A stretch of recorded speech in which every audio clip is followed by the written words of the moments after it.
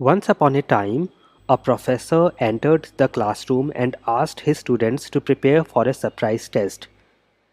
The students waited anxiously at their desks for the test to begin. The professor handed out the question paper with the text facing down as usual. Once he handed them all out, he asked his students to turn the page and begin. To everyone's surprise, there were no questions, just a black dot in the center of the page. The professor, seeing the expression of everyone's face, told them, I want you to write what you see there. The confused students got started on the inexplicable task. At the end of the class, the professor took all the answer papers and started reading each one of them aloud in front of all the students. All of them, with no exceptions, described the black dot, trying to explain its position in the middle of the sheet, etc. After all had been read, the classroom was silent. The professor began to explain.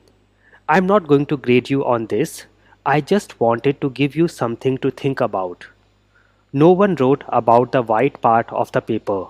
Everyone focused on the black dot, and the same happens in our lives. We have a white paper to observe and enjoy, but we always focus on the dark spots. Our life is a gift given to us with love and care.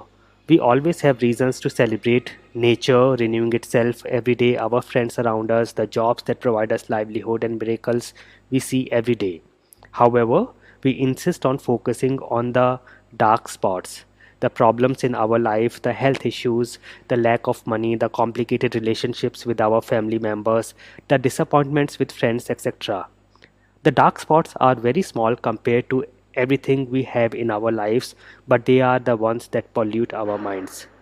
Take your eyes away from the dark spots in your life. Enjoy each of your blessings, each moment that life gives you. Be happy and live a life positively. I will see you next Sunday. Thank you for watching.